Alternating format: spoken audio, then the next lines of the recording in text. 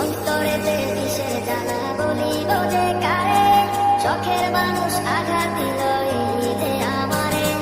তার ভাবনায় পড়ে থাকি চাঁদের আলোয় বসে, এখন সে যে অন্যের ঘরে থাকে অন্যের সাথে।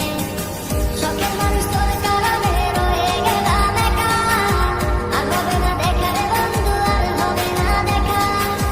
শখের মানুষ তোর কারণে রয়ে গেলাম একা, আর হবে না দেখা রে বন্ধু, আর হবে না দেখা।